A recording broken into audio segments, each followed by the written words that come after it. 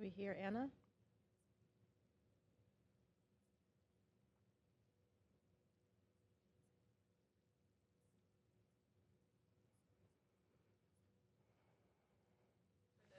On social media.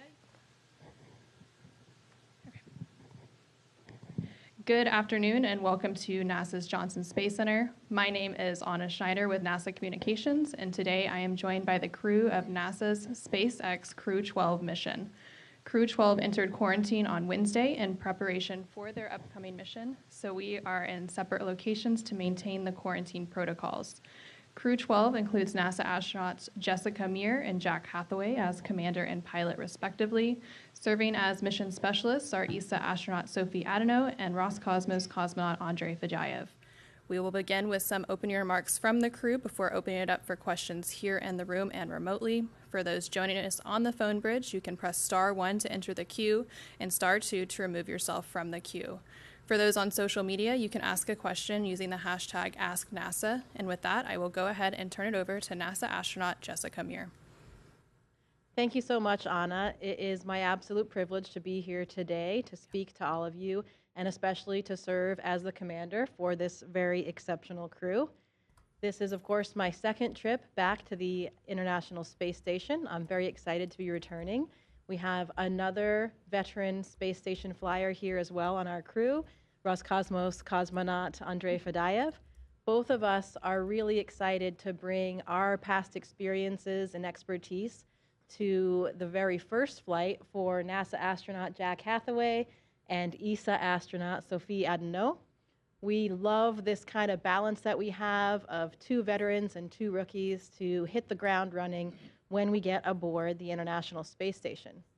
When we arrive on board, we will be joining Expedition 74, our friend and colleague NASA astronaut Chris Williams, and Roscosmos cosmonauts Sergei Kudzverchkov and Sergei Mikhaev. The 7 of us will comprise Expedition 74, and then partway through the mission for the 4 of us, the Soyuz crew with Chris, Sergei, and Sergei will actually depart, and we will be joined by a new Soyuz crew, Pyotr Dubrov, Anya Kikina, and also NASA astronaut Anil Menon. So we're very excited to be up there with different personalities, all our friends and colleagues working together on board the ISS. As I'm sure you're aware, we will be doing a multitude of different scientific experiments and technology demonstrations and tests on board our orbiting laboratory of the International Space Station.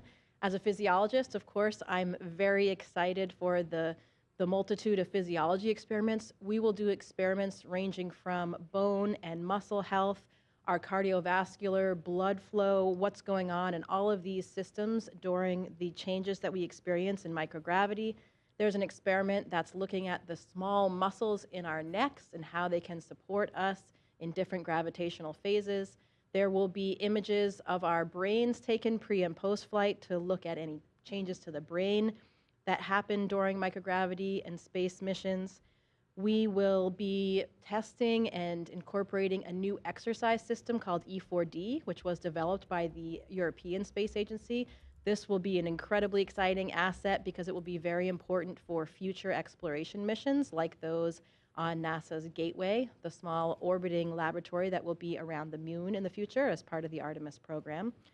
We even have a new experiment called Relax Pro that Sophie and I will be participating in that's looking at meditation and mindfulness and how that can benefit astronauts on space missions. We will also be part of a study called manual piloting. This is another really cool aspect because it's not just about our lives on board the space station or just in microgravity. It is looking toward applying these results to future lunar landing missions. So we will be actually having to do a simulation of landing on the moon. We've done some tests here on the ground. We'll do more when we're on board the space station and then more upon return. And with that data, we will be able to understand more about how these gravitational transitions between different gravity environments and microgravity, how that affects astronauts' abilities to land on the moon and how to do that safely. So the science that we're doing is really exciting because it's looking not just on what can benefit astronauts real time on the space station, but toward the future of exploration missions, and of course has so many different impacts back here on Earth as well. We look forward to speaking specifically to more of those experiments, if you like, in your questions. I'd just like to wrap up by saying we are incredibly grateful for all of the ground teams here, NASA, ESA, Roscosmos, all of the international teams that trained us all around the world prepping for these missions, and of course, our family and friends who have supported us this entire way. This mission is not ours alone. It truly is for everybody that has helped us get here and for all of humanity. Thanks, Jessica. I feel well trained. I'm ready, and we're all ready to go when the rocket's going to launch in 12 days. Thanks, Jack. And yes, not only we're ready and well qualified, but we're also very bonded together. We built trust as a crew together, so ready to lift off. Yes, yeah, of course, we are ready to share it with you. Go Crew-12! Thank you. And with that, we will go ahead and open it for questions, both here in the room and on the phone bridge. As a reminder, for those on the phone bridge, please press *1 to enter the queue and *2 to remove yourself from the queue. And when called upon, please state your name, affiliation, and to whom your question is addressed. We will start here in the room with Richard Tu. Richard Tu of the Post newspaper. A question for both Jessica and Andre. As the veterans, what advice do you have for our newest space travelers coming up with you and for Crew-12? Thank you. You know, it's difficult sometimes to give advice to these professionals. They're so prepared in every way technically. The one thing I usually talk about is the thing that you can't prepare for, and that's just what it feels like to be living and working in microgravity 24 hours a day. I like to describe it as when you arrive on the space station, you're kind of like a newborn because you've mastered all of these other technical things, but it's the basic newborn skills that you don't necessarily have. Those are the ones that are really difficult to figure out how to do when you first arrive, how to eat, how to drink water, how to go to the bathroom. So we've had some discussions about all those things, and of course, other astronauts and cosmonauts provide tips all the way down. But I think the most important thing is that both Andre and I will be there in person to help guide them through, and you know, selfishly, we'll get to experience it again for the first time because nothing is quite like the very first time you feel this prolonged weightlessness. Andre? I would like to add only one thing, guys. I would advise you, give you advice, only one, to get a pleasure from your space flight. That's it. We will go on to our phone bridge now. First up is Jonathan Siri with Fox News. Thanks so much for your time. This question is for Jessica. You had touched on your excitement about the medical experiments you'll be conducting on the ISS. If you could elaborate further on how these experiments will benefit longer duration missions to the moon, but also to Mars. Thank you. Yeah, certainly. I mean, I think it's different for every individual experiment, but overall, when you're talking about the physiology and medical experiments, it's understanding how the body adapts to microgravity for long periods of time. Now, we have a wealth of data already from the decades past that we've done research with all of our international partners. So we have a very, very solid foundation of these systems, but there still are some unanswered questions and things that are poorly understood. I'll use one example to illustrate that, and that's an experiment called B-complex. As I'm sure you're aware, it's been kind of a hot topic in the media for several years now. One of the things that happens to astronauts when they're in space is called a new phenomenon, a new syndrome called SANS, Spaceflight Associated Neuroocular Syndrome. And what that means, it's characterized by a set of changes that happen to the eyes and to some astronauts' vision, where some astronauts will experience deficits to their vision after spending a long time in weightlessness. They will have some swelling of the optic disc in the eye. They'll have some changes to the choroid, the layer that in the eye that actually provides blood flow, and to the retina itself, where those areas can get thicker and they can have some folds in them. And there is a flattening of the eye. So normally our eyeball's kind of round, and after prolonged weightlessness for some astronauts, there's a flattening of the back of the eye. I actually experienced a pretty strong case of this on my first flight, so it was pretty interesting. I didn't have any symptoms aside from the fact that I now have perfect vision.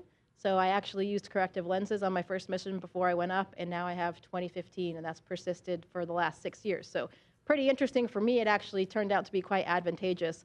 But of course, we're studying this really thoroughly because we want to make sure that we don't have any long-term damage to astronauts' vision or to the eye themselves. The good thing is we haven't seen any deficits long-term that exist beyond the missions, but we need to collect more data. We need to really understand this problem thoroughly when we think about returning to the moon and even longer missions going to Mars. So that's just one example that will help us for future exploration. And then we can talk more if there are specific questions about experiments that help benefit patients and people right back down here on Earth as well. All right, next up we have Will Robinson-Smith with Spaceflight Now.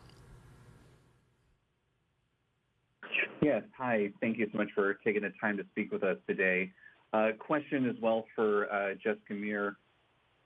Assuming, obviously, things are quite fluid right now, but if Crew-12 launches before Artemis 2, the opportunity would present itself for both you and your spacewalking colleague, Christina Koch, to be in space simultaneously once again.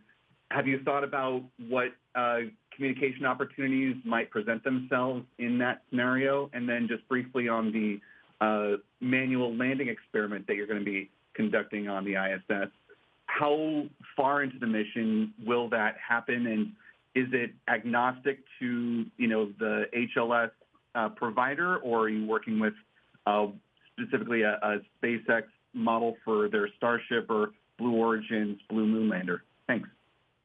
Yeah, sure. Of course, we are all thrilled about the launch of Artemis. We are very excited to see how this will all play out so we can watch our friends and colleagues go to the moon.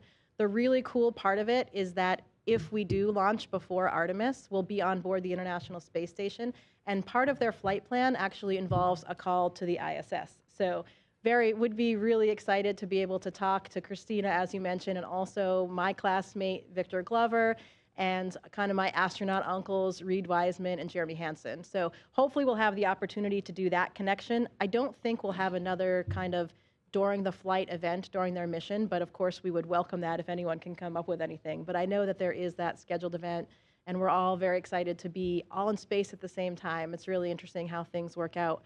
As far as a manual piloting study, it is agnostic to the provider. So we have undergone, I think all three of us have been subjects for that. So we've undergone several sessions already here on the ground.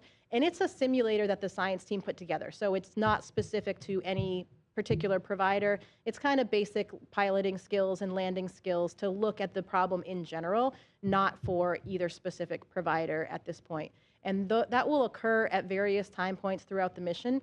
Normally for experiments, especially physiological ones, we want to gather data early in the mission, partway through, like midway through the mission, and then towards the end to see how the human body is changing and adapting. And then, of course, the most important will be getting a data point as quickly as we can when we return to gravity as soon as we land. So that's how, I'm not sure exactly which days of the mission, but it'll be roughly divided up between the early, mid, late, and then post-landing time points. All right, next up we have Marcia Dunn with the Associated Press. Yes, hi, for Jessica, anyone else who would like to chime in.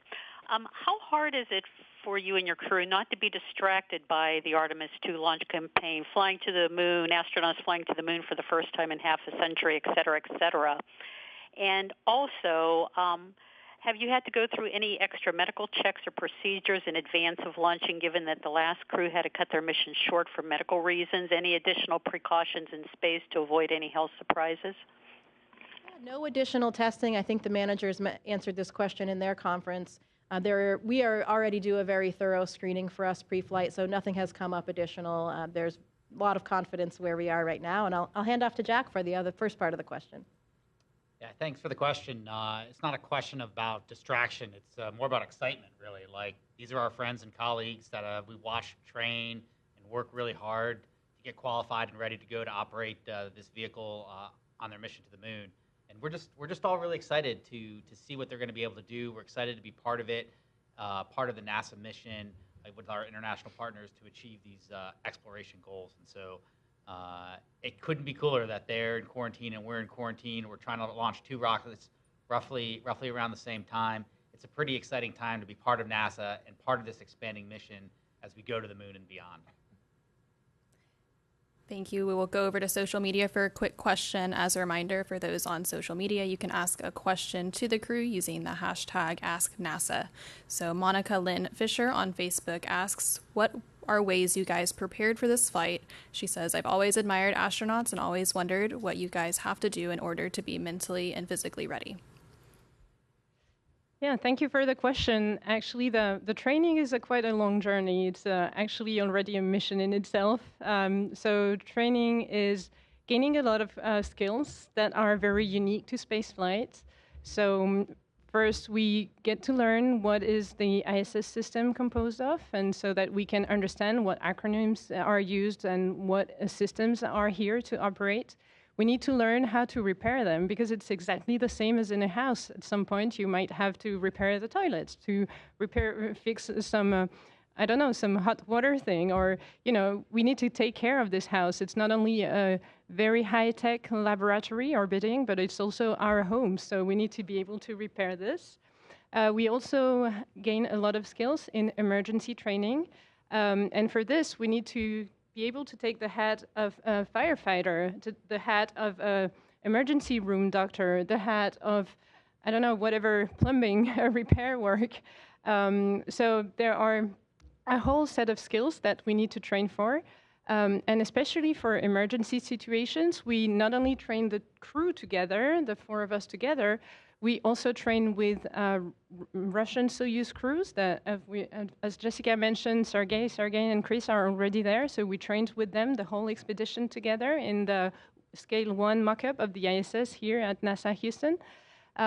We also train with the ground control teams because in the end, all this works because there is a ton of people working on the ground helping us and supporting us and maintaining the systems. And so we need to be able to be sure that communication goes well in case of an emergency in particular, but also for nominal everyday tasks. So we train with them as well. And so these are the technical skills. Now we also become a crew together. We spend a lot of time. We learn to build trust among each other because, of course, we are doing a risky job where all of our lives relies on the other's skills and competence, and we trust each other very much for that. So there is a lot of out-of-the-box training, I would say, to be sure that even if we are pushed towards our limits, we know very well our crewmates and we still trust them. We can operate together even in a risky environment, even if stress is increasing. And so we do survival trainings in the water, winter survival training, and all kind of survival trainings. Yeah, so very exciting training. All right, next up we have Charlotte Cossit with AFP. Hi, thank you so much for doing this call. I wanted to ask a question to Jessica Meir and Sophia Deneau. As you're both preparing to launch at a particularly symbolic moment, as the first crewed lunar mission with a woman is also set to launch soon, I wanted to ask, how do you feel regarding this? Sophie, you will also be the second French woman astronaut to ever fly in space. So I was curious to know, what do these milestones represent to you both? Yeah, this was something that I spoke to often after the first all-female spacewalk with my colleague, Christina Cook, again, as mentioned.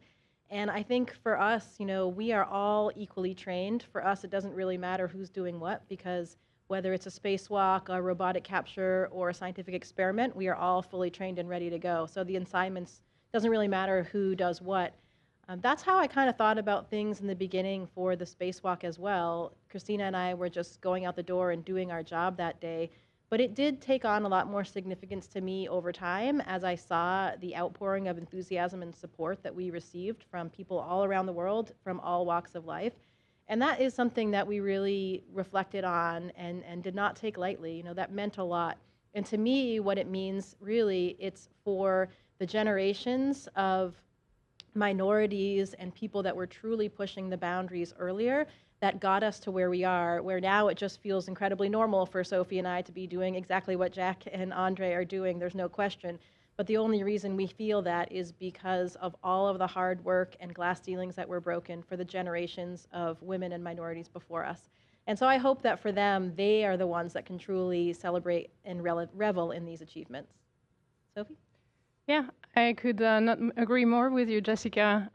So for me, being here today has been possible because I received a lot of inspiration from role models. So not only men astronauts, but also women astronauts. I remember very well the first launch of Claudie Aigneret. I was 14 years old. And that day, it kind of clicked in my mind. She was the first French woman astronaut flying to space. And before, only men. And you know, when you're a teenager, you're just looking for inspiration. And if someone has done it already, then it clicks in your mind, say, hey, yeah, if a woman has done it already, then why not me? And so if like any of us can give some inspiration to whoever needs it, I think inspiration doesn't have a genre. It's available for everyone who needs it. We need, to share words of inspiration to everyone who needs it. And so, yeah, if we can do this for people who need it, then we're happy to do it. Next up is Josh Denner with Space.com. Hi, thanks so much. This question can be for Jessica or any of you. Have you had the opportunity to correspond with your Crew-11 counterparts since their return? And are there any insights or new tips they had to convey about life on the station that would have otherwise been exchanged during crew overlap in orbit? Yeah, we have had the opportunity to see them kind of informally so far in the gym and other places as we're going about our days and they're going about their rehab. So they definitely have some handover tips to share with us, and we actually are going to try to schedule something next week to speak directly with them. We also have some time with Chris Williams next week while we're still down here to get some of that handover before we get up there as well. So we're feeling very well positioned. It used to be the norm that we had these indirect handovers during the time of my last mission. It was very normal to experience that. So we don't think that there will be any hiccups along the way. We'll be ready to go. Anything to add? Good. Next up, we'll take another question from social media. Sean Vecchio on Instagram asks, what are you guys most excited about for your upcoming mission? Andre?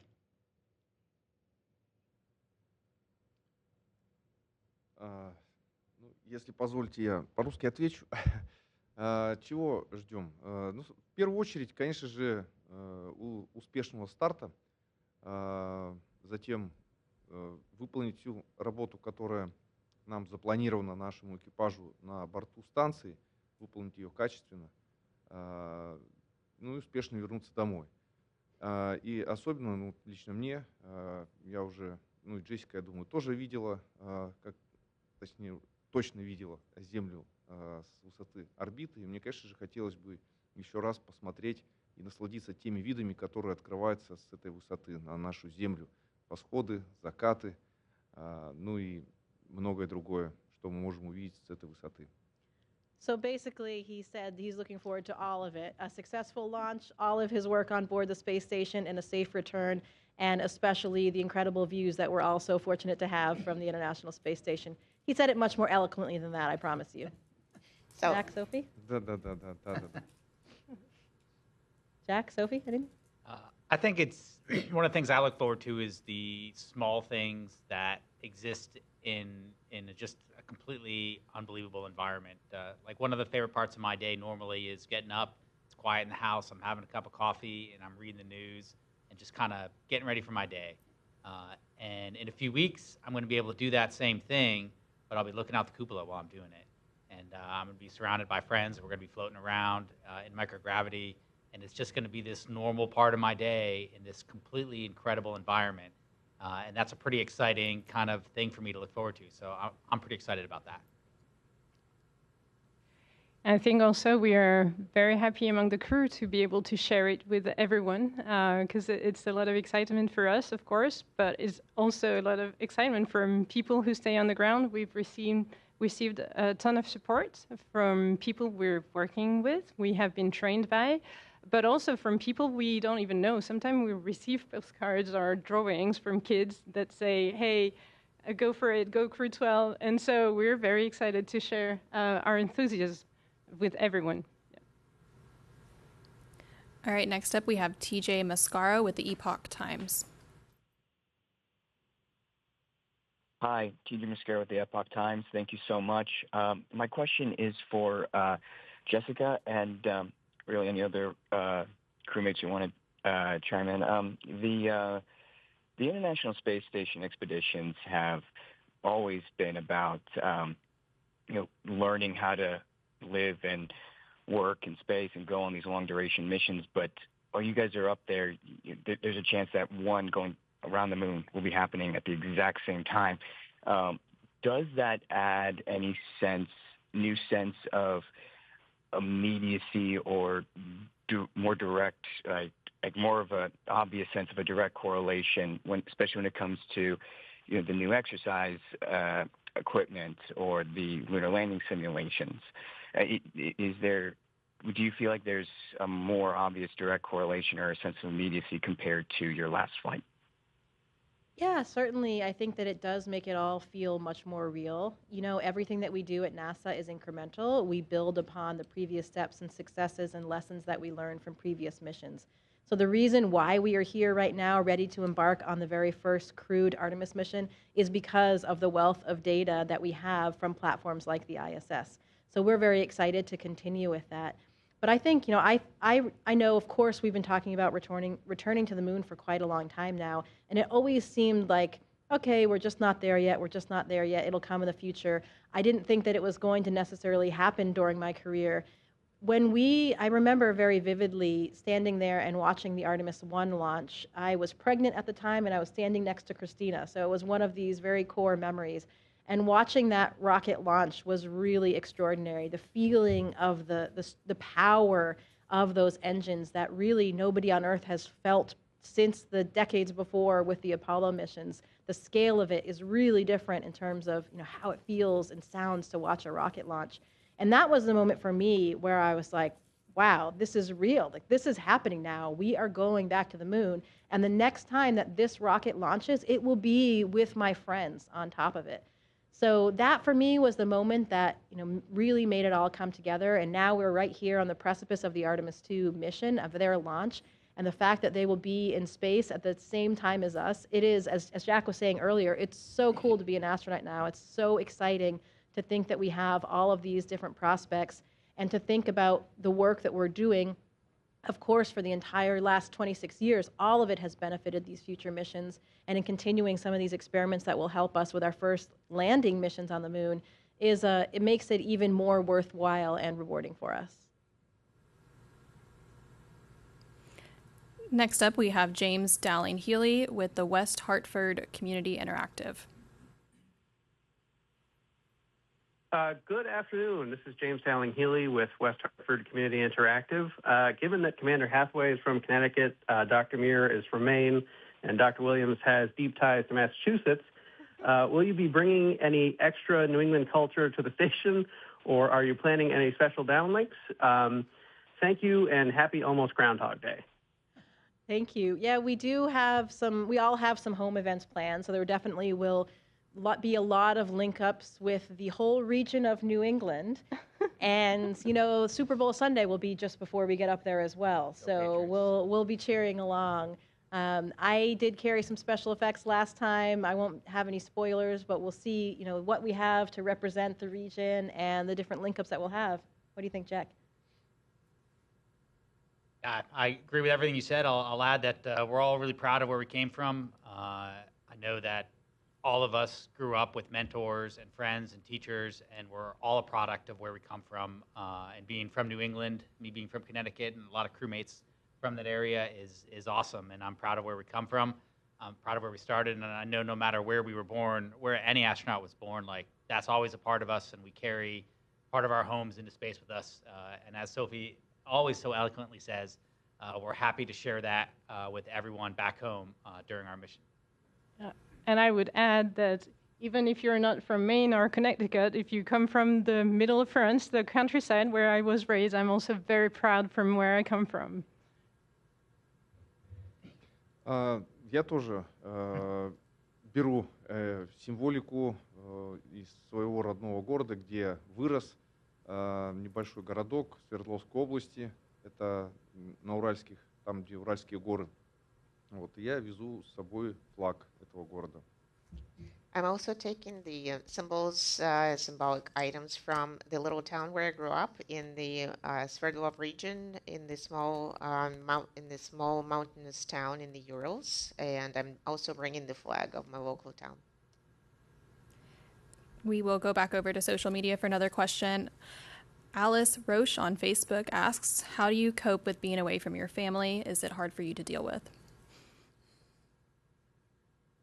Well, I'll start off there. For me, this flight is entirely different. When I flew last time, I did not have a husband and a child, and now I have both of those. So I know at the end of my 7 months last time, I actually wanted to stay longer. I wasn't ready to come home. And this time perhaps will feel a little bit different since I'll be leaving my 3-year-old back here. But everything that we're doing on board the space station is so exciting. It keeps us going, it keeps us invigorated, and it's easy to not miss things back at home. Of course, we will miss our family, our friends, our loved ones, but I hope that what we're doing will be exciting enough and important enough, noteworthy enough that one day when she's old enough, she'll appreciate that time away that we had. Just to add maybe with what Jessica said, and I totally agree with all of this, we are also very connected to the Earth and to the people we love. We can do some video calls or phone calls. We can write emails. So it's also easy to keep in touch and to keep contact. Of course, we are very busy on board, and especially I think will be a very busy expedition mission with a lot of tasks to do. So we'll maybe not have that much time to think about like what we miss and what we don't miss, but because we'll be very busy. But for what matters, like being in touch with the one we love, we will be able to do that with a connection, thanks to emails, phone calls, video calls. I'll use your question to take the opportunity to thank my family, and I think on behalf of all the crew to thank our families, because they're the ones that sacrifice quite a bit to put up with our careers as we move around the country and go different places and support us and take care of the home front while we're on a training, evolution, or activity, or we go to the space station for 8 to 9 months. Our families are the ones that are at home taking care of the house, taking care of the kids, making sure they do their homework, and just keeping everything in order so we can pursue our dreams. So from the bottom of our hearts, thanks to our families for doing that for us. Agree. We'll take another question from social media real quick. Robert Guzman on Facebook asks, are any of the astronauts taking a musical instrument? And if so, which instrument did they choose to take? I packed my piccolo. It flew with me on my last flight, so I do plan to play that. We'll see if we can arrange what might be a special event. Stay tuned for that. There are also several instruments on board the space station that live there full time, a couple guitars, a keyboard, some maracas, and other percussion-type instruments. There was a saxophone briefly when I was there last time that was flown by Thomas Pesquet, so I got to play that last time, but that is no longer there. How about you guys? Any instruments coming up? I think we can say we take our voices too, right? That can be an instrument. Да, в прошлый полет я привез с собой губную гармошку, поэтому там сейчас на борту есть еще и губная гармошка. В прошлом полете во время экспедиции у нас было целых 3 гитары на борту, Джессика уже об этом сказала, и мы часто собирались, устраивали, не то чтобы концерт, а вместе сидели, пели песни на разных языках, пели все вместе, использовали, например, как караоке, то есть я играл на гитаре, и все остальные просто пели уже слова из интернета, какую-то песню, если брали. Поэтому я думаю, в этот раз у нас будет что-то подобное обязательно. Также будем встречаться. Может быть, устроим действительно какой-нибудь концерт. Yes, I am going to bring, I actually brought the harmonica on board, so there is one already there. And as Jessica mentioned, there were 3 guitars during our previous mission on board. We used to sing together, and it was like karaoke. We sang different languages, or I would play the guitar, and everybody would sing the words from the song they looked up online. So we will probably meet and play our musical instruments and maybe actually give a concert. We will go back to the phone bridge for a couple more questions. As a reminder for those joining us on the phone, you can press *1 to enter the queue to ask a question and *2 to remove yourself from the queue. We will go over to Will Robinson-Smith with Spaceflight Now. Hey, everyone. Thanks for allowing a second question. You kind of hit on it with the musical instruments, but maybe beyond that to all 4 of the crew members, what's an important personal memento that you're bringing aboard with you to station, and why that item? Thank you. Well, if you want, I can start with. I mean, the things we bring on space station, there are different categories. There are some things that help us stay connected with our families, our beloved ones, our friends. And so generally for people, it's like kind of small souvenirs, pictures, or, everyone has its own or his or her own choices. There's a second category, I would say, is usually the thank you gifts that were given to us and that we want to fly with us and give back to the people, from people who really supported us, like mentors, people who gave us a ton of inspiration, or people who worked hours and hours to make this mission become possible and successful. And then there would be a third category, but for this one, I would say no spoiler. You will see along the way of those 8 months missions, because some things will happen on Earth, and we also want to celebrate and stay connected with everyone on Earth. So there will be some little surprises. And maybe a fourth category, because from the culture where I come from, food is very important, gastronomy. So actually the European Space Agency partnered with a chef whose name is Anne-Sophie Pic. And Anne-Sophie Pic prepared for us some meals to celebrate with the crew for things that we will want to celebrate, among others. And so it's a way also to feel connected to Earth, because it will represent not only some sophisticated meals, but also some very daily meals that everyone knows, and it kind of reminds our childhood. So it will be nice to reconnect and build bonds again with each other during meals. We're all very excited for the French food. It will definitely raise the bar on our culinary experience in space. We'll take another social media question. Ra on Facebook asks, how do you plan to get used to microgravity? And I don't really know. As Jessica and Andre and all of our veteran astronauts have talked about, it's something that you don't really understand until you live it. And you just kind of have to see. You have to give yourself some patience and some grace. Some people feel a little bit uncomfortable at first, but everyone kind of works their way through it.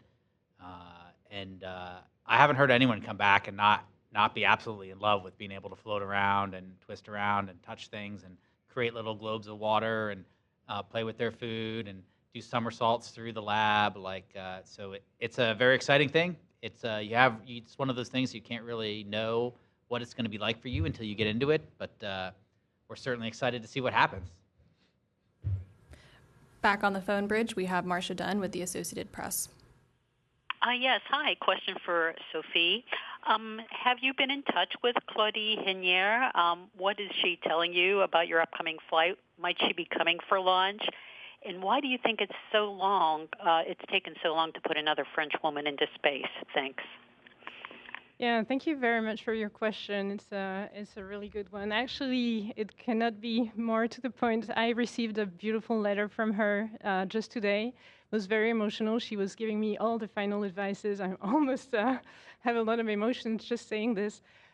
She's been really supportive since I was selected, and she gave me always advice, not being too much present, because she knows we were so busy with training, but she was also, quietly present and say, hey, if you need any advice, I'm here. And sometimes I just picked up my phone and she answered and say, hey, maybe you'll go through this and that, and giving advice, So yeah, she really not only inspired me since I was 14 years old and her first launch, but she also has been a very good mentor until this point, and I cannot thank her too much. She will be here for launch, and I'm very happy that she will be able to be here. But wherever she would be in the world, I know she would be supportive. Anyway, yes. So just I really wanted to thank her, and she's been an amazing mentor. We have James Dowling Healy with the West Hartford Community Interactive. Hi, good afternoon. James Dowling Healy, West Hartford Community Interactive again. I know that photography is often a favorite pastime up in space and that you get sort of official and unofficial training in that. Are you looking forward, given the increased solar activity lately, to getting some fantastic aurora photos as well as other great photos? Oh, absolutely. The solar activity is far beyond what it was during my last mission, so I'm really excited for that. I know that everybody in the world has seen the beautiful, breathtaking photos and time lapses that astronauts have been sending down lately, thanks to that. We also have some newer cameras on board the space station than when I flew, so helps us capture those images even more easily. So very much looking forward to the photography. Space photography is quite difficult. You know, the way the lighting is constantly changing when you have this all of the light, you know, coming onto the Earth, it can be quite challenging. So there's a lot to learn up there, and I'm very much looking forward to a lot of photos. How about you guys? Yeah, photography is kind of a key piece of the astronaut training we get. In addition to all of the awesome Earth photography that we get to do of the environment and our hometowns and places we visited and weather, we also do quite a bit of photography inside the station as a way to document what's happening to hardware or document what's going on during an experiment. So thanks to the photography training team here at Johnson Space Center that have walked us through all of the settings on all of the cameras and the video recorders. So we're prepared to use that equipment to further the mission. We will take our final question from social media. It comes from _rnixl.7e on Instagram, who asks, what did you love about space when you were a student like me?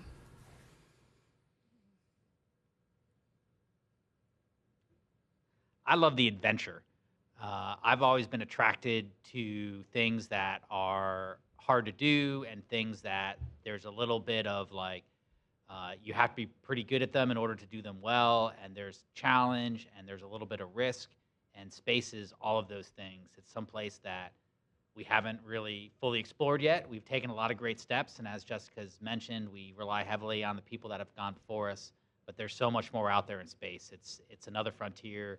It's another adventure to have, and that part is really exciting. It's been exciting for me my whole life, and I don't think that will stop. Like Artemis is going to the moon. Our friends are going to circle the moon in the next month or two. We're going to go up and spend 8 or 9 months on the space station, living in microgravity, learning about things, getting to go out the door in a spacesuit. There's a lot of adventure to have, and all of that was inspiring to me as a child and still is to this day.